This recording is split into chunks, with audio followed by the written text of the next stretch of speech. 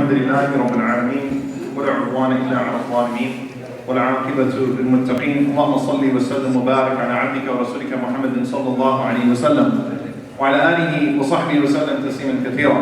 As I mentioned, we're going to have to start exactly at the times that we say we're going to start, inshallah ta'ala, not according to the Imam clock, which is always 2-3 minutes behind. Alright, so 11:30, we start, and inshallah ta'ala, we're going to try to be as prompt as we can. MashaAllah, we have a lot of people tuning in, so for those of you that are here and for those of you that are attending online, the hashtag for this event is Black and Noble. Alhamdulillah, I think we're trending right now on Twitter. There are a lot of people, mashallah, posting with that hashtag, so you can tweet your gems as they come, inshallah ta'ala. Just to break down my portion of the class, as you all see, Imam Khalid, well, not you, those of you that are here, Imam Khalid Briggs has joined us, alhamdulillah. So we welcome him to the great city of Dallas. We ask Allah subhanahu wa ta'ala to bless him and reward him for being with us today. And just to give you guys a little bit of an idea, the first part of this class, or the first part of my segment of this class, is the driest. And the reason being is that I really want us to kind of understand the environment in which racism was born. Okay, so what were the traits of that society that allowed racism, especially against black people, in Arabia in the 7th century, 6th and 7th century, what allowed that to transpire to the extent that it did. Then after that, we're going to get into stories. And subhanAllah, when we get into biographies again, over 600 companions of the Messenger sallallahu alaihi wasallam, and before we can talk about the companions, we have to talk about Luqman al-Hakim alayhi salam, we have to talk about Najashi, and when we talk about Bilal radiallahu anhu, I kid you not, and it's not just because, even though there is this misconception that Bilal is the only black companion, because if you watch the movie The Message, he was the only black companion on a Risal, and we'll debunk that inshallah ta'ala very shortly. But there are very few companions, if there are any companions, that have the amount of distinctions that Bilal radiallahu ta'ala anhu holds. It is absolutely phenomenal. He's one of my favorite companions to study. So we'll spend quite a bit of time with Bilal radiallahu ta'ala anhu and then go on to the other companions. But starting off, we find that this ayah, Inna akramakum inda Allahi atqakum, that verily the most noble of you in the sight of Allah subhanahu wa ta'ala is the one with the most taqwa. Allah subhanahu wa ta'ala identified, or Allah azza wa jalla made the standard for the best amongst you. Who would be the best amongst you? The one thing that no human being can see. Not even the malaika, not even the angels. No creation sees except for Allah subhanahu wa ta'ala, so that again, we treat each other with honor and nobility. And there are two very beautiful ahadith where the Prophet ﷺ actually used this ayah in his khutbahs. And the first one is a hadith that's narrated by Imam al-Tirmidhi, by Abdullah ibn Umar radiallahu ta'ala anhu. And Ibn Umar says that Rasulullah sallallahu alayhi wa sallam gave a khutbah to the people on the day of the conquest of Mecca. What significant incident took place on the conquest of Mecca, by the way, in regards to racial relations? Who gave the adhan? Bilal radiallahu ta'ala anhu. And we'll find that there was significant dialogue or discourse about race on the day of Fatah Mecca between the Prophet ﷺ and Bilal, between Bilal and other companions, between the people that had just become Muslim and Bilal radiallahu ta'ala. There was a lot of discussion about race, so it's only befitting. Rasulullah sallallahu alayhi wa sallam said, Ya ayyuhan nas, O people, he addressed them as people. Inna Allah qad adhaba ankum Ubiyyat al-Jahiliyyah. Allah subhanahu wa ta'ala has removed from you the slogans of Jahiliyyah. وَتَعَاظُمَهَا. Okay, and to extol those slogans, بِآبَائِهَا. To extol those slogans by mentioning your forefathers. Allah has completely removed from you all of the slogans of the days of ignorance and revering its forefathers. And so Rasulullah sallallahu alayhi wa sallam said, فَالنَّاسُ رَجُلًا. So people are one of two. And listen to how the Prophet sallallahu alayhi wa sallam described these two people.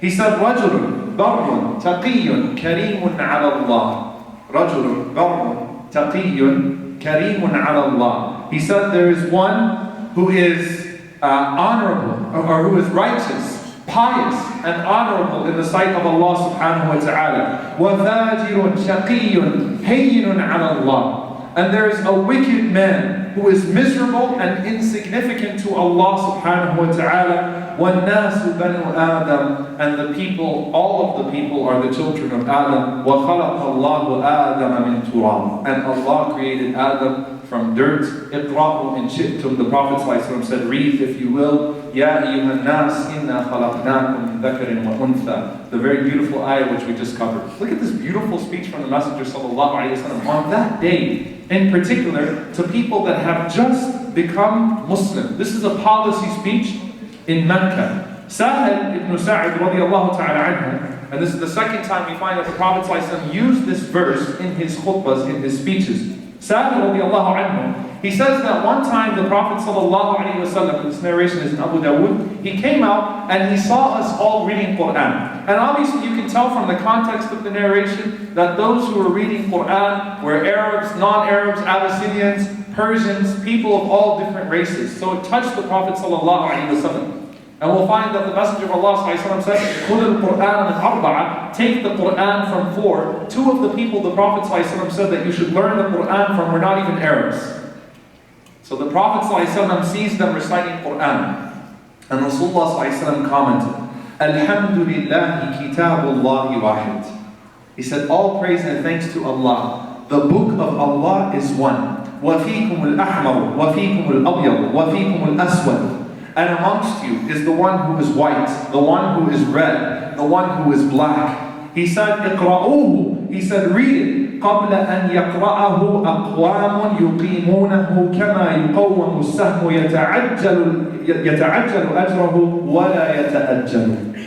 He said, read this book before there appear people who will recite it and straighten it as an arrow is straightened. They will get their reward for it in this world, and they will get their reward for it in the hereafter. What the Messenger of Allah ﷺ was talking about is that you all have to keep this amongst you before people take it upon themselves to recite it themselves, and they will do what they should do with it. So the Prophet ﷺ was saying the Quran is what binds us. And subhanAllah, there is no greater ayah than the Quran. There is no greater sign than the Quran. And there is nothing that breaks the barriers of racism like the Quran. Because everywhere you go around the world, it doesn't matter whether you like them or not, whatever country they're from, everyone recites the Quran the same way. How amazing is that? Over 1400 years, no matter where Islam spread, no one has ever attempted to change the Quran.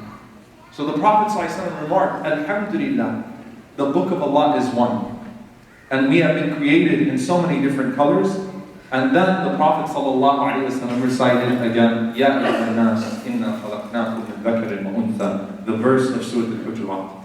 So there are many different people of taqwa. Now, I have to speak about some things, by the way. I'm going to go over some narrations on some topics that are going to make some people uncomfortable, and some ahadith that might make people uncomfortable. But the point of this is that, you know what? I'm sick of people reading about these things from Islamophobic websites. We're going to have to go over some very controversial issues. So one of the issues that I've heard before, why is it that the Anbiya, the prophets, if we are people of taqwa, and Allah has sent prophets to different nations, why is it that no prophets were black? And actually someone actually sent in an email, subhanAllah, to me personally, when I posted this class and said, the only reason you're not talking about black prophets and you're only talking about black Sahaba is because there were no black prophets. And alhamdulillah, alhamdulillah, because I wasn't going to talk about this topic until I saw that email. I said, you know what? Let's go ahead and let's talk about that for a moment. Let's talk about first and foremost the prophets that were mentioned in the Quran.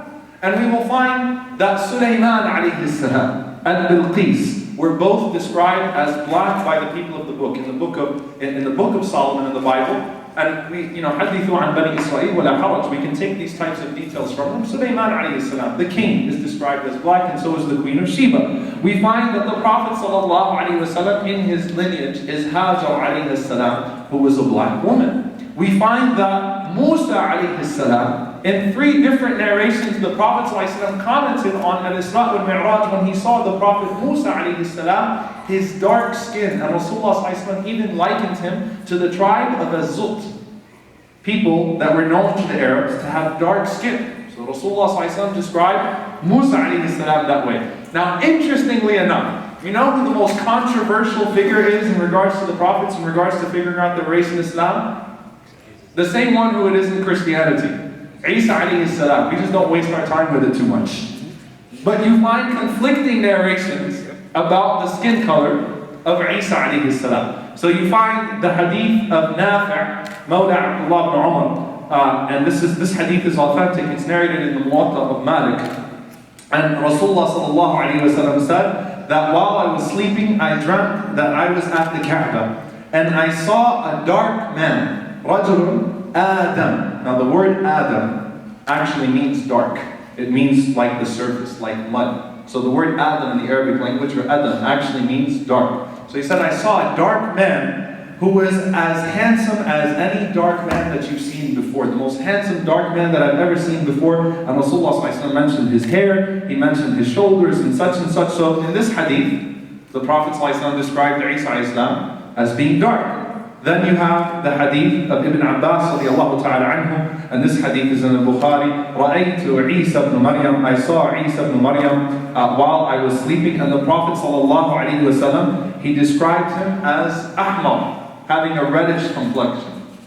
Okay, so you have dark, you have reddish complexion. Then you have the hadith of Ibn Mas'ud radiallahu anhu, also in Al-Bukhari, where Rasulullah described Isa alayhi salam once again as dark, and then he described Al-Masih al-Dajjal, the fake Antichrist, as having a red complexion. And then you have the hadith of Salim, the son of Omar ibn al-Khattab radiallahu ta'ala anhu, also narrated in Al-Bukhari, and listen to what he says. وَعَنْ سَالِمْ عَنْ أَبِي, he's quoting his father, قَالَ أَبِي, he said that Omar ibn al-Khattab radiallahu anhu said, لَا وَاللَّهِ مَا قَالَ النَّبِيُّ صَلَّى اللَّهُ عَلَيْهِ وَسَلَّمْ لِعِيسَى أَحْمَرٍ. He said, I swear by Allah, Omar is saying, the Prophet ﷺ did not say that Isa had a red complexion. He said, وَلَكِنْ قَالْ بَيْنَمَا أَنَا نَائِمٌ أَطُوفُ بِالْكَعْبَةِ فَإِذَا رَجُلٌ آدَمٌ.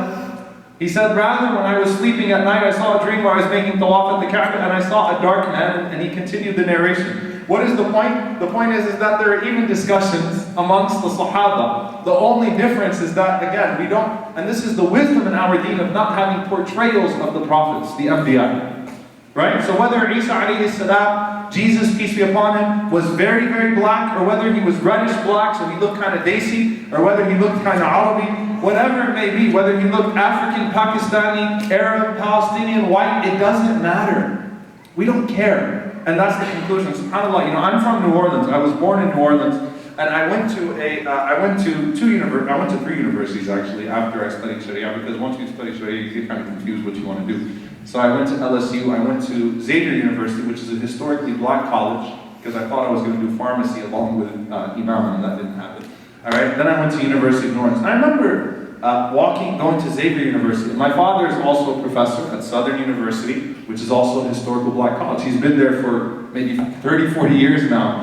And subhanAllah, you see the chapels in these different universities. Now in New Orleans, by the way, people didn't even used to think I was Arab. If you know anything about New Orleans history, people just thought I was Creole.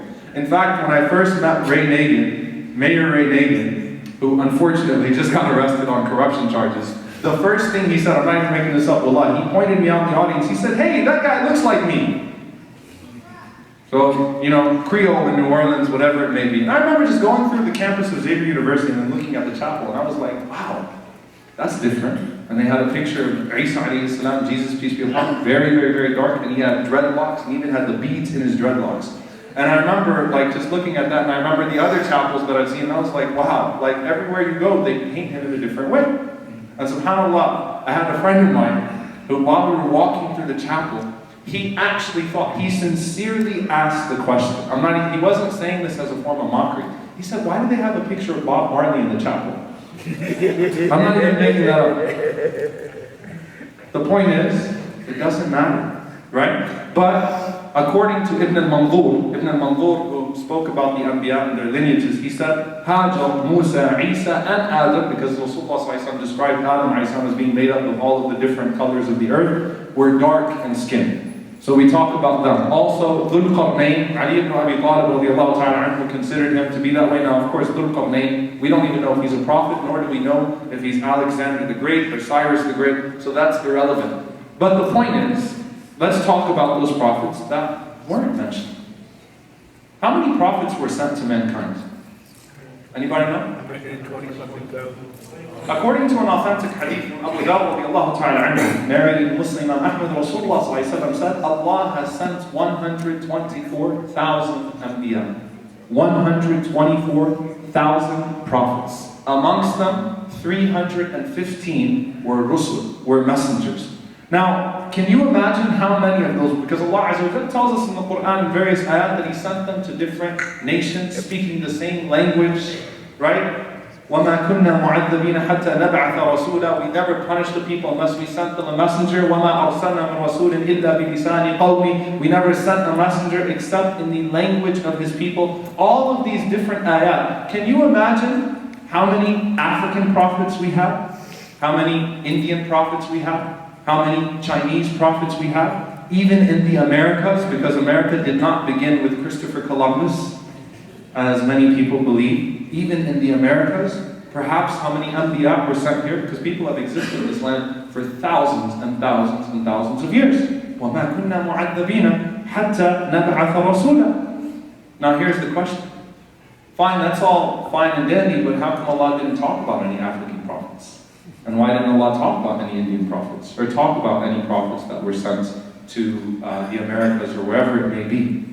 And the easy answer to that, and this is something, subhanAllah, that I really want us to all understand. When did Allah even start talking about prophets in the Quran over the period of revelation? When the Muslims did what? When they moved to Medina and they encountered the people of the book. The mention of the prophets before that was very sparse. It was very, very, very rare. And when Allah mentioned them, He only mentioned their struggles and their arguments with their people, their patience and the destruction of the people.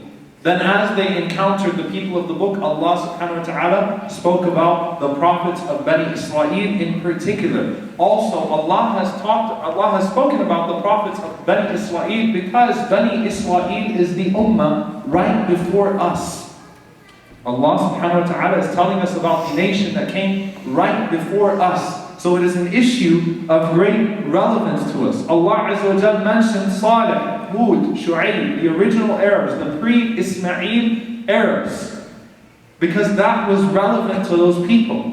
It's not because there is an issue of status there. It's not because the prophets that were mentioned, Imam al-Qayyim rahimahullah, he said this. He said that we don't believe that the prophets that were mentioned in the Quran are necessarily greater than the ones that were mentioned. We don't believe that. You know why? There's a very simple proof to that. Because who's greater, a Rasul or a Nabi? A Rasul, a messenger, is greater than a prophet. And there were prophets that were mentioned that were not Rasul, that were not messengers. Right? So certainly, 315, there were Rasul that Allah subhanahu wa ta'ala did not mention. And so Allah Azza wa Jalla mentioned prophets that were known to the people.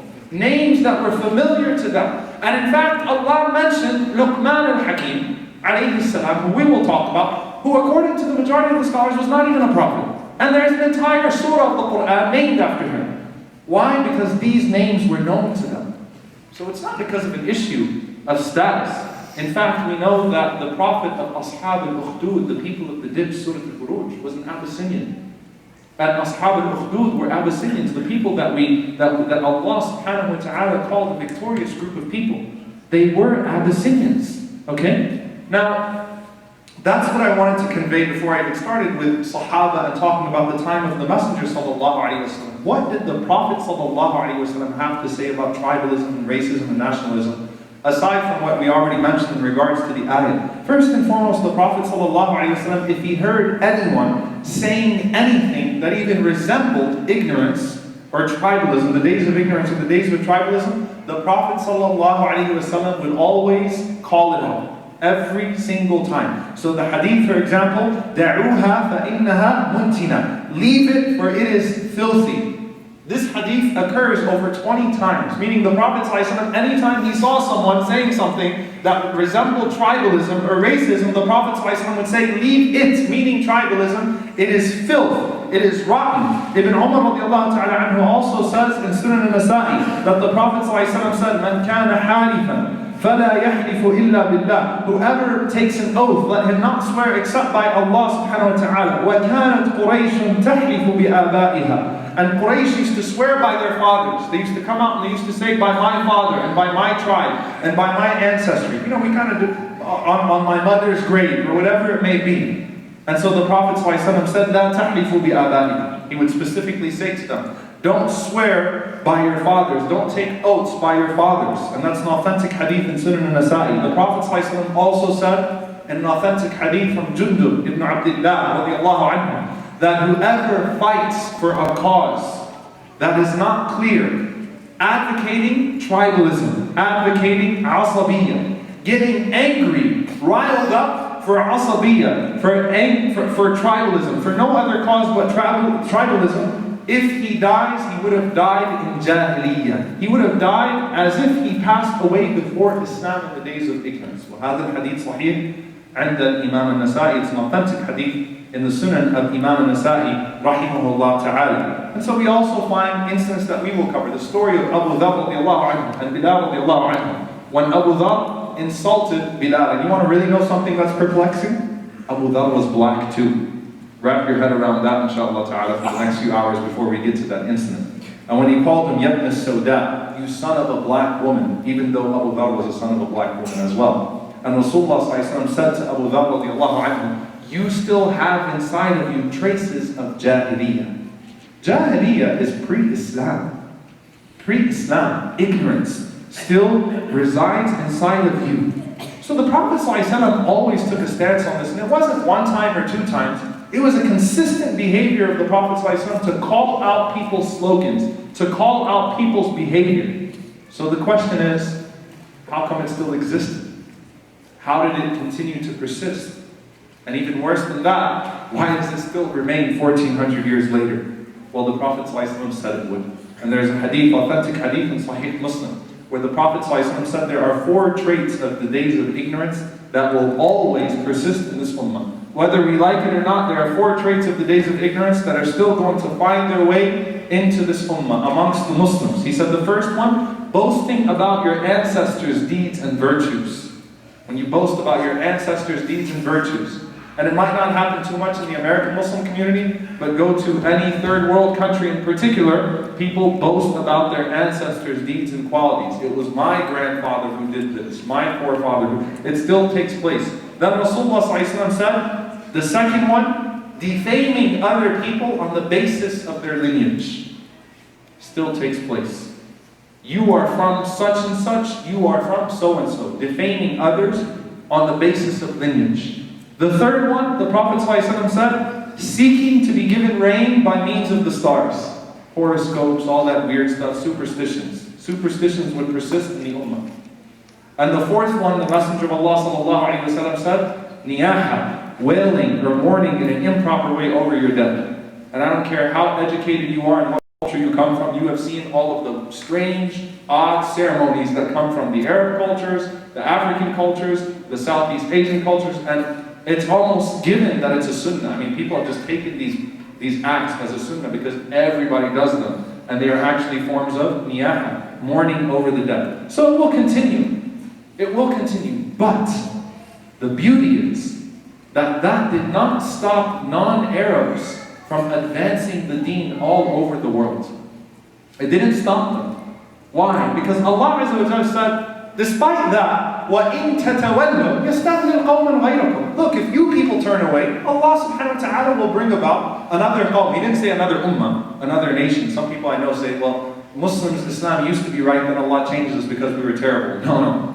He said another qawm, another group, another nation, another tribe. And they asked the Messenger of Allah ﷺ, what does that mean? And Salman, the Persian, Salman al-Farisi radiallahu anhu happened to be there. The Prophet ﷺ grabbed Salman radiallahu anhu and he said, people like Salman and his descendants. Meaning if the Arabs turn their backs on it, it doesn't really matter. Allah subhanahu wa ta'ala will have it advanced through whomever He wills. It has never been dependent. And subhanAllah, when we study the history of our deen, it was always most successful when there was a man from another race or another nation liberating a land that was not his. Salahuddin, rahimahullah ta'ala, a non-Arab liberating Palestine. I mean, when nationalism was removed, then when does that usually happen? When we're getting killed simply because we're Muslim, and the Muslims finally wake up and they say, wait a minute, they just hate us because we're Muslim, we need to get our act together. That's how it's happened in history. Right? And it's for our own good, it's for our own benefit, sadly. But Allah subhanahu wa ta'ala will give it to whomever He wills. And so we find non-Arabs advance. I'm not specifying black people or Africans or Abyssinians now. I'm saying non-Arabs have advanced the deen worldwide. Who was the greatest scholar amongst the tabi'een, amongst the second generation? By consensus of the scholars. Anybody know?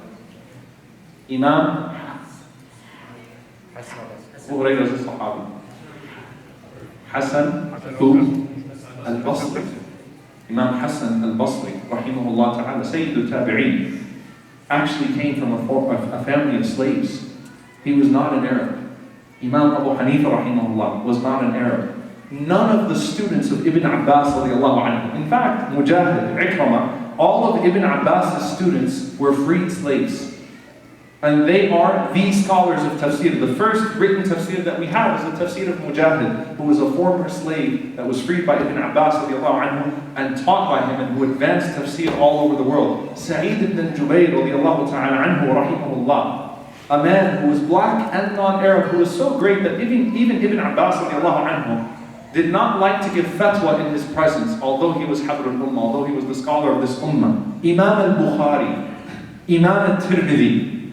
I mean, I could go on and on and on. Even Sibawayh, Sibawayh, who wrote what's known as the Quran of Arabi, all of the rules of grammar and so on are from Sibawayh, right? He wasn't even an Arab.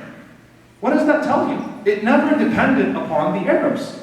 So alhamdulillah, Allah subhanahu wa ta'ala still allowed this deen to spread wide and far, and people from all different lands took it. Now, what happens before Islam and after Islam now? How do we have racism arise? So, number one, it's important to understand the role of political strife, the role of politics in racism. There's absolutely no way that you can completely negate it. So when we look at pre-Islamic hatred between particularly the Arabs and the Abyssinians. Now, many Arabs were black Arabs. That was not uncommon. In fact, you would find that most of them describe themselves as brown, as being asma, right? But particularly racism heats between the Arabs and the Abyssinians. And what we find is that in the 6th century, the Abyssinians allied themselves with the Romans, with the Byzantines, with the Christians. Why? Because the Abyssinians were Christians as well. And Abyssinia, of course, modern-day Ethiopia, and that's a whole other subject, but that's to make it very simple, right? That Abyssinians were Christians, and they allied themselves with the Byzantines, with the Romans. Who did the Arabs ally themselves with? The Persians, Kisra, which is why you have the revelation, by the way, after Islam of Surah Rum. The Muslims allied themselves with the Romans, with the Christians. Not in a technical way, but rather, this whole battle was raging between the Romans and the Persians, and everyone else was kind of observing and was taking sides.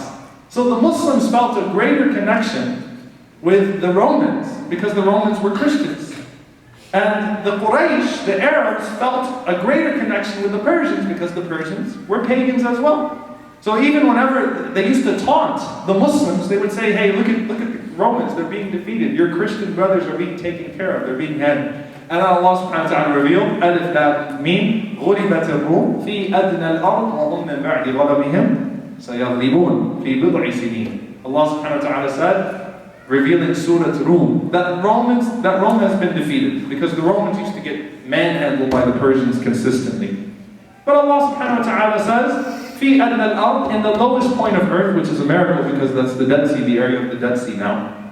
And Allah subhanahu wa ta'ala said, وَهُمْ مِنْ بَعْدِ غَلَبِهِمْ سَيَغْلِبُونَ فِي بِضْعِ سِنِينَ. After 3 to 9 years, you'll see the Romans defeat the Persians. And it happened after 8 years, out of nowhere. Right? But before Islam, the Abyssinians allied themselves with the Romans, and so the Arabs naturally had an issue with them. And in fact, Abyssinia used to be called an island of Christianity in a sea of polytheism. They used to call it an island of Christianity in a sea of polytheism. I didn't find that from Muslim sources, but I found that very interesting. And so we find in particular now, to intensify that even further, a man by the name of Abraha al-Ashram. And Abraha al-Ashram is the Abyssinian king that we know about from the Quran. And basically, Abraha al-Ashram, being the Abyssinian king, he led an army against the ruler of Yemen by the name of Dhu Nuwas.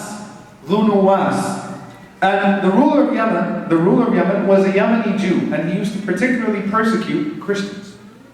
So Abraha decided to attack him, and he led a revolt against him, and he destroyed him, and as a result the Christians started to persecute the Jews. And Abraha tried to bring about Christianity throughout the Middle East. He built a very extravagant church in Yemen. And the Abyssinians were basically in charge. They ruled most of southern Arabia. And then when he heard that people were still going to the Kaaba, and that the Kaaba still held a significant place in the hearts of the Arabs, what did he decide to do? I'm going to go ahead and destroy the Kaaba. And we all know what happened next. أَلَمْ تَرَ كَيْفَ فَعَلَ رَبُّكَ بِأَصْحَابِ الْفِيلِ. Don't you see what Allah subhanahu wa ta'ala did to the people of the elephants? They came coming to destroy the Kaaba with a mighty army, but instead Allah subhanahu wa ta'ala destroyed them. Now, that took place in what year? You guys should really know this, especially after Rabi' al-Awwal and everything. The year the Prophet the year the Prophet ﷺ was born, the year 570. That incident took place in the year 570. When that took place, most of the Abyssinians that were in the Arab world were taken as slaves. You have to understand that in the Arab world, slavery was not a racial thing. Alright? You could literally be hanging out all alone and people see that no one's around you. They don't care who you are. You will be ambushed, taken to Suq al-Uqad, you'll be taken to the market, sold into slavery. They didn't care what you look like. You could be enslaved in the Arab world. But particularly the Abyssinians were slaves because of that entire battle that transpired, and there was a hatred for them because of Abraha. There was a particular hatred for them because of Abraha. And so even the most noble of the Abyssinians were taken as slaves, including the mother of Bilal radiallahu ta'ala, who was a princess from Abyssinia. You see, subhanAllah, so this hatred arose. So because of that, slaves were already mistreated.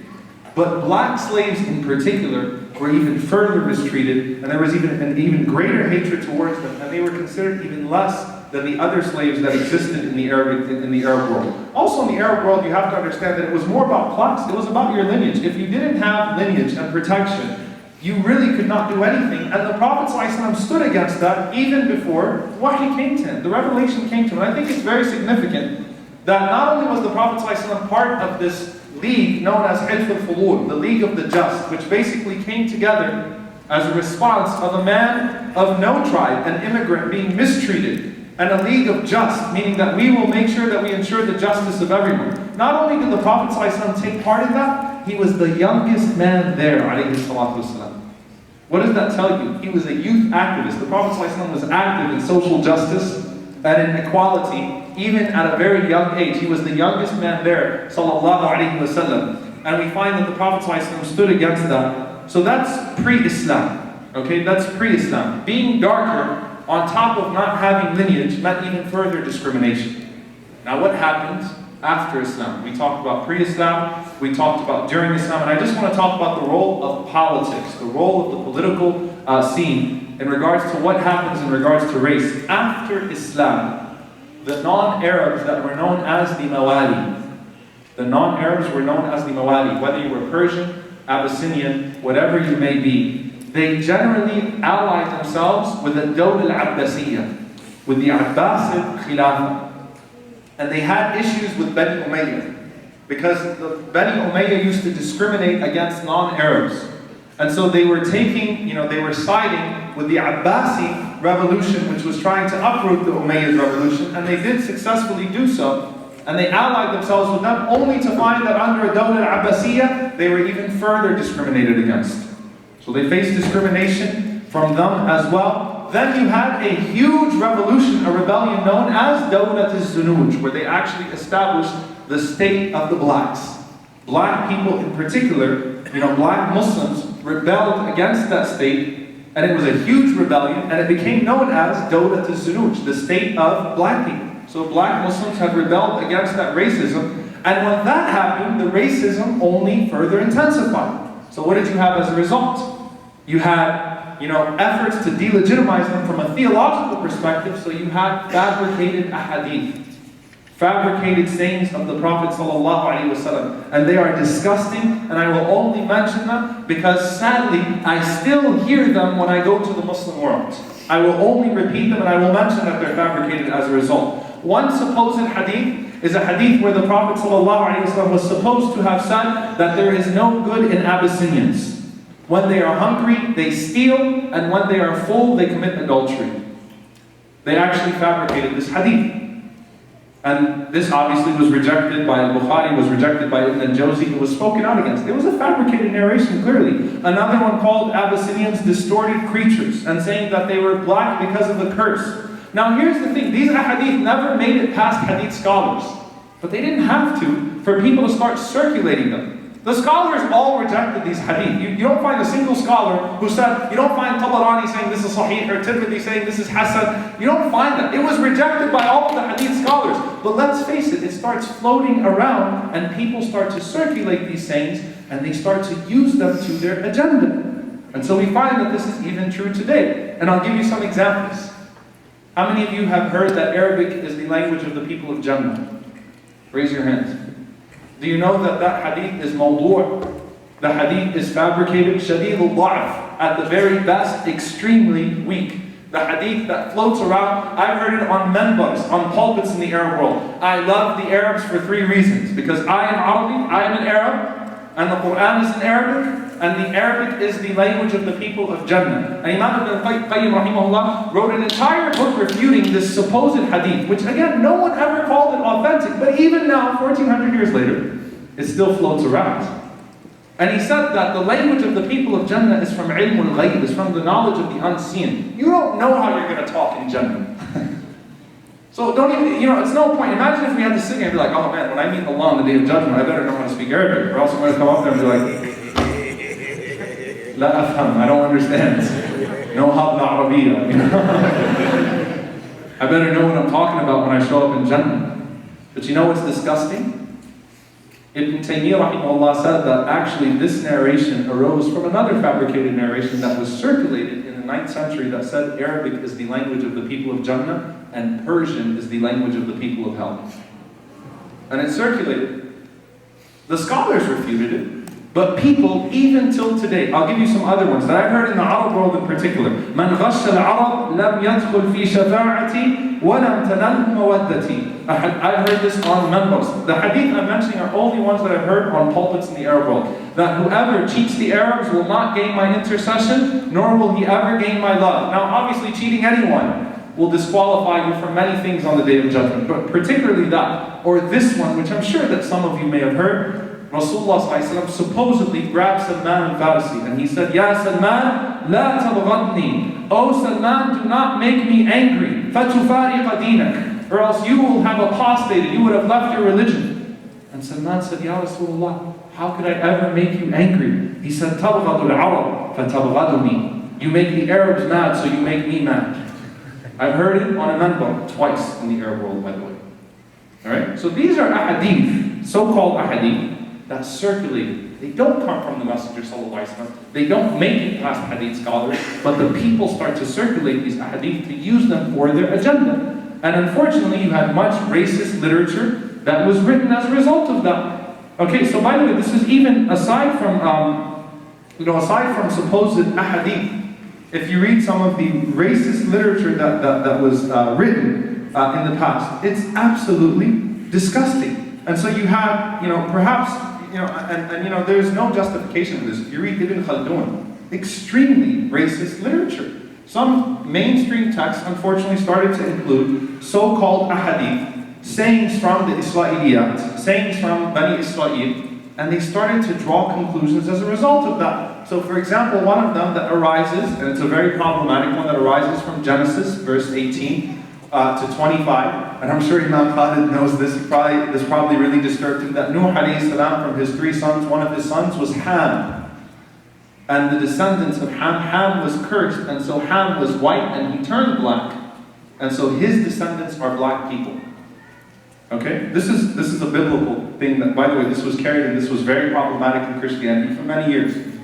Now, unfortunately, it found its way even into the works of Ibn Khaldun and others. Why? Because they were heavily exposed to Greek philosophy, heavily exposed to other people's philosophy, and obviously it completely contradicts the authentic hadith of the Messenger ﷺ, where the Prophet ﷺ mentioned that Adam ﷺ was created from all of the different colors of the earth, and that's why we are as we are.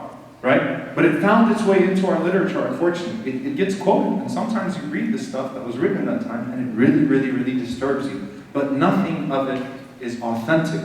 Now, what did racist literature do? It produced a counter-reaction. And so you have books, you have, for example, one book that was written by a man by the name of Imam al-Jahil. Al-Jahil, who was a Mu'tazili scholar, he was a Mu'tazili scholar from Iraq, and he was black. He actually wrote a book called Fakhr al-Sudan al-Bilan, the greatness of black people over white people. Right? So the superiority of black people over white people. And the book is still available today, where he discusses why black people are greater than white people. It produced a counter-reaction. And by the way, this is something that I'm sure Imam Khalid will touch on as well. It happened in our American history as well. Right? The literature, the initial literature that came from the Nation of Islam. Right? Which, instead of preaching equality, unfortunately, responded to white supremacy. As a reaction, what did you get? Black supremacy. And even ayat of the Quran were quoted. وَنَحْشُرُهُمْ يَوْمَ الْقِيَامَةِ زُرْقًا. Allah Azza wa Jalla says in Surah Taha that we will gather them, the wrongdoers on the Day of Judgment, into hellfire, blue-eyed. So that means blue-eyed people go to hell, right? No. And obviously it refers to blindness, and that's what it meant. But the point is, it produced a reaction. And that's happened in the past. It continues to happen today. Abu al-Abbas al-Anbari also wrote Risala fi Fadl al-Sudan al-Bilan, a message for the greatness, the superiority of the blacks over the whites. So then someone might ask, well, isn't what we're doing sort of the same thing, studying black noble history, right? Aren't we kind of doing the same thing? No, because many books in the past were written about the fadl, the virtues of certain people and certain tribes. Not with a notion of superiority. Some of them were. Some of the books that were written on Fada'il al-Arab, the superiority of the Arabs, had some pretty racist notions to them. Not all of them. So you find people wrote the books of Fada'il al-Sham, Fada'il al-Yaman. The Prophet ﷺ mentioned the virtues of the people of Yemen, the virtues of people of Sham, the virtues of different people, the virtues of the people of Habasha. Right? And this is actually from the beauty of Islam. That Allah subhanahu wa ta'ala teaches us to see good qualities in each culture and then magnify those qualities. As the Messenger sallallahu alayhi wa sallam taught us, "An-nasu ma'ad," that people are like precious stones. "Khiyarukum fil jahiliyyah, khiyarukum fil Islam." The best of you in the days of ignorance are the best of you in Islam. And there are certain things that some cultures exceeded, or they were better at than other cultures. And the scholars wrote those books. So when we talk about this idea, we find that from the earliest books, again, this is the technical part before we get into biographies. From the earliest books, we find a book written by Abu al-Faraj, al-Imam al-Jawzi, rahimahullah, one of the greatest Hanbali scholars that has ever lived in Iraq. He wrote a book called Tanweer al-Ghabash fi Fadl al-Sudan wal-Habash, which means lighting the darkness concerning the virtues of blacks and Abyssinians. Alright? By the way, Sudan does not refer to the country Sudan. Sudan refers to all of sub-Saharan Africa from the word aswad, from black. So don't sit there and think we're talking about Sudanese people. I don't want to create more racism, right? Where Sudanese people start telling other people. I grew up in a Sudani household, by the way. So when my mom was sick, I used to always be around Sudanis. So I know all the Sudani terminology. So if I hear it outside, I'll know what's going on, right? But no, Sudan.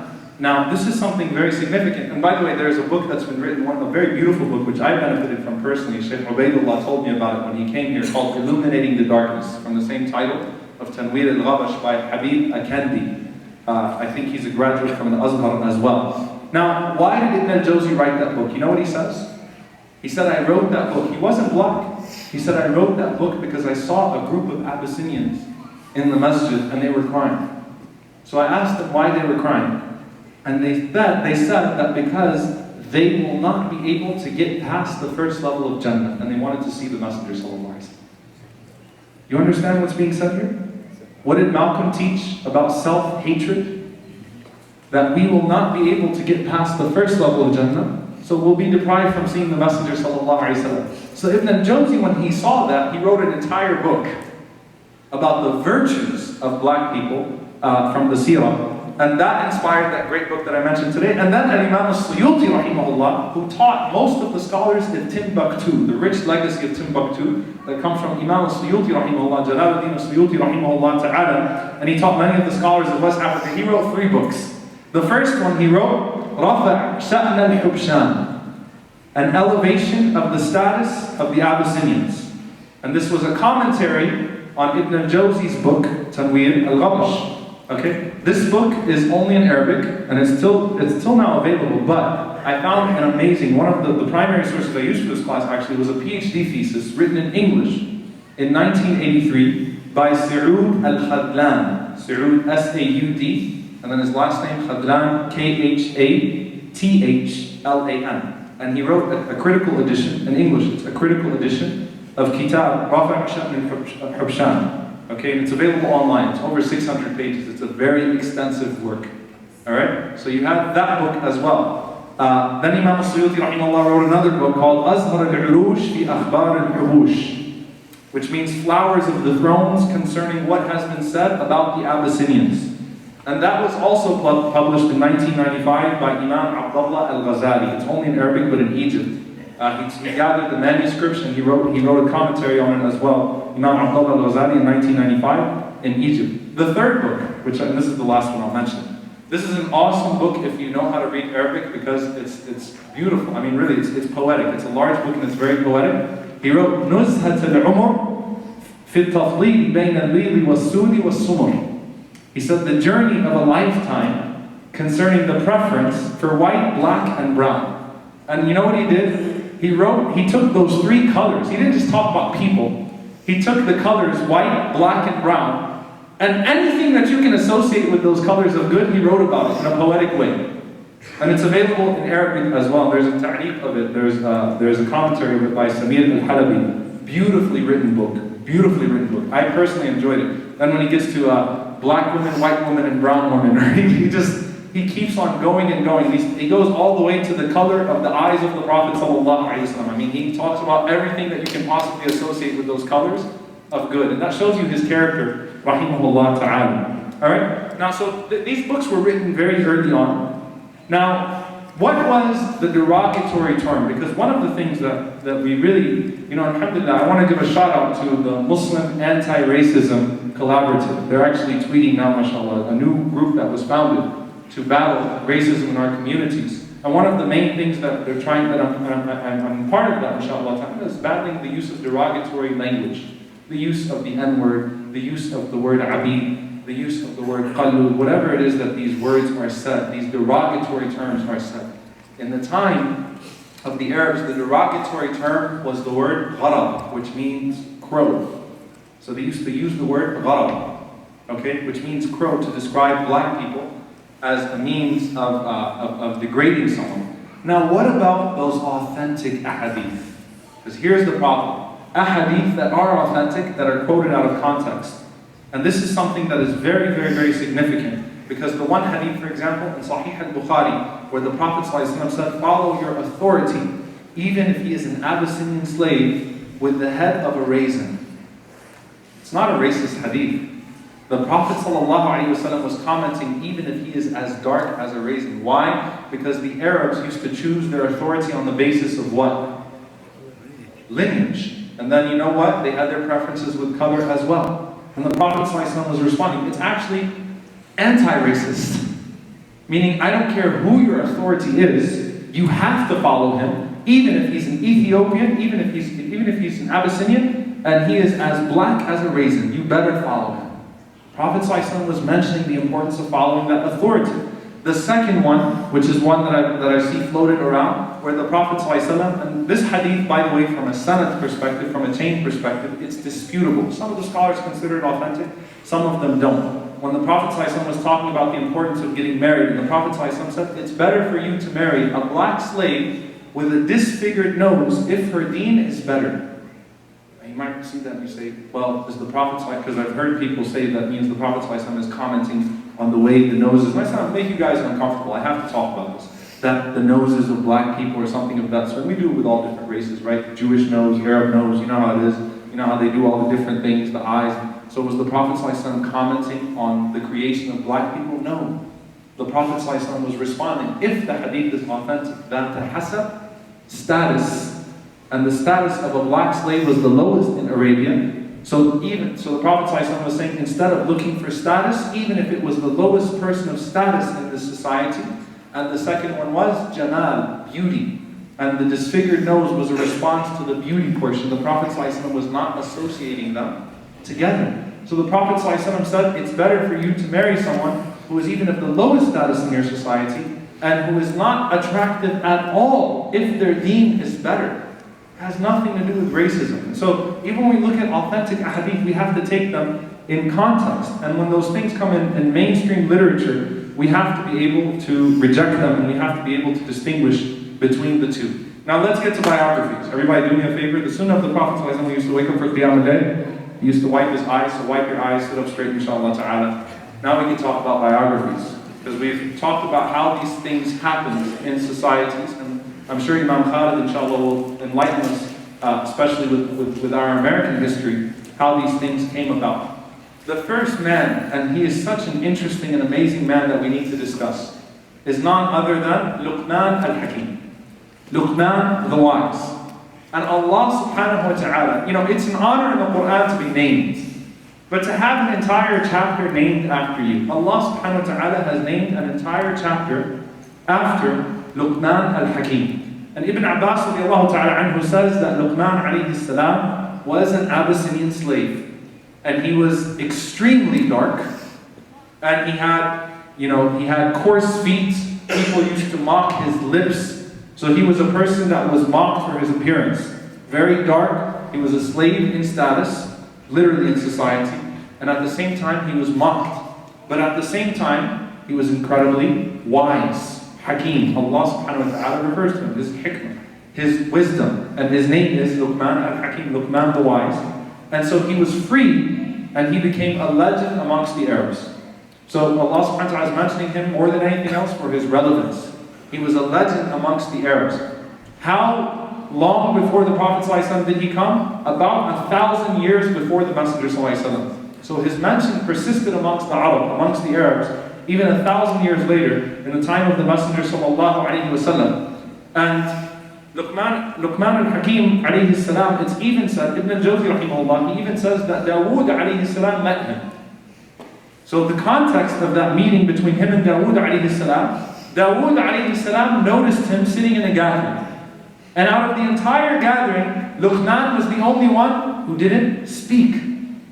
So Dawood alayhi salam, he went to him and he said, Ya Abdullah, oh servant of Allah, why is it that I never see you talking? Out of everyone here, you never open your mouth. You know the quiet guy in the gathering that you forget is there? Luqman al-Hakim was that person. So Luqman responded to him and he said, speech is meaningless unless you're remembering Allah with it, and silence is meaningless unless you're thinking about your meeting with Allah. Allahu Akbar. How much wisdom is there in that? Speech is meaningless unless it involves the dhikr of Allah, unless it involves the remembrance of Allah. And silence is also meaningless unless you're thinking about the day you're going to meet Allah.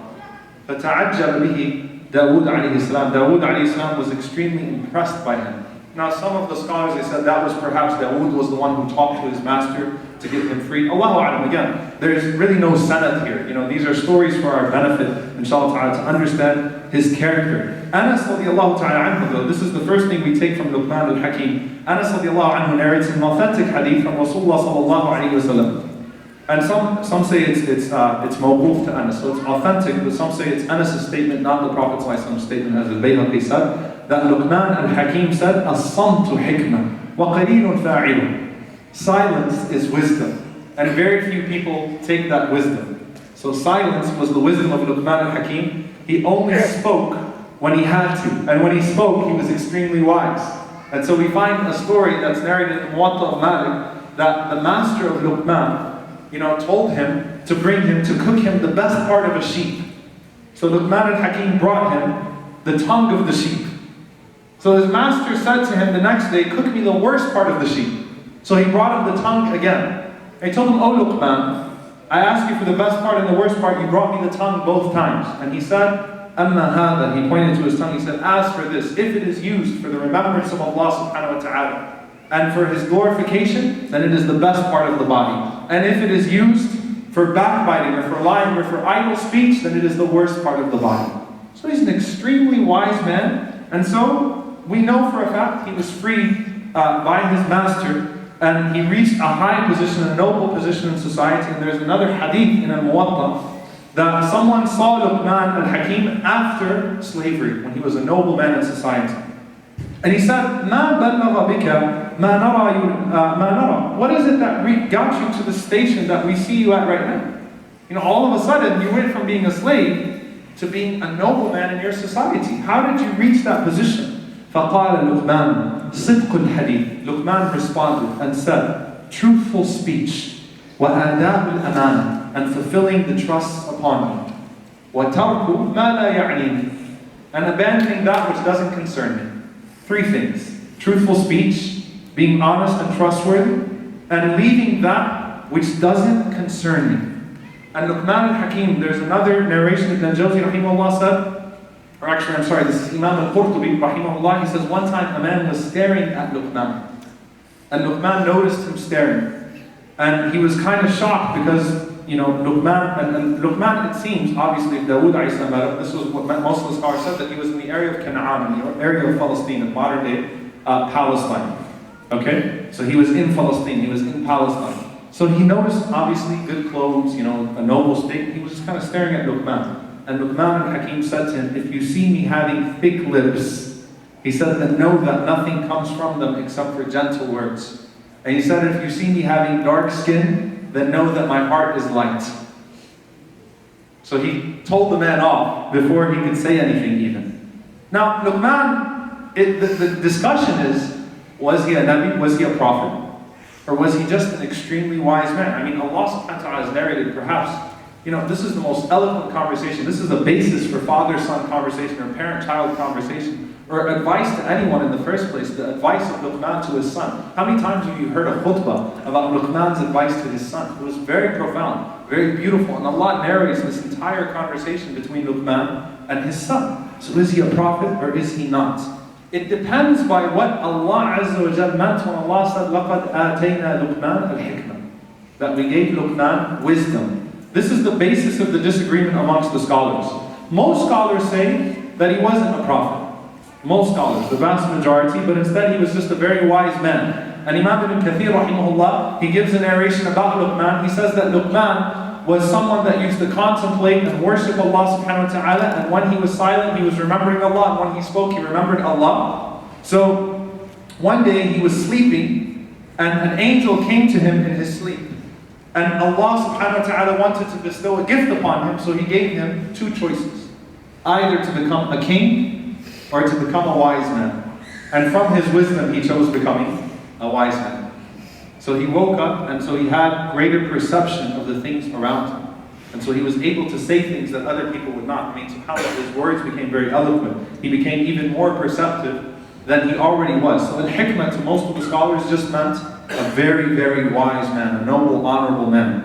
The scholars that say he was a prophet, that al-hikmah ta'ni nubuwwah, that hikmah, wisdom here means prophethood, were Ikramah ibn Abi Jahl, Sa'id, or Ikramah rather, from Ibn Abbas radiallahu ta'ala anhu, Sa'id ibn Musayyib, and Al-Layth ibn Sa'id, rahimahullah ta'ala, the teacher of Imam Malik. Now obviously you have to prove nubuwwah and not vice versa. You have to prove prophethood and not vice versa. And we find many narrations, but listen to this narration before I give you guys a break.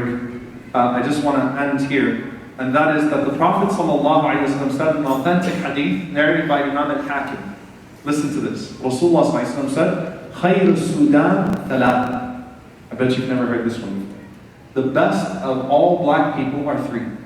And the Prophet ﷺ said, خَيْرُ الْيَمَانِ, also the best of the Yemenis. It's not that there are very few good black people, and that's why he said, no, but there are 3 black people that have superseded, that have surpassed all black people that have ever walked the face of the earth, just as the Prophet ﷺ mentioned the best of Yemen, the best of Quraysh, the best of different tribes. And we'll see another hadith in Bilal radiallahu anhu's case. The best of all black people are 3. Does anyone want to guess who they are? Before we go for a break? The obvious should be what? Luqman al-Hakim. Number 2, who else? Who do you think, who else falls in this? Bilal ibn Rabah radiallahu ta'ala anhu. Who's the 3rd one?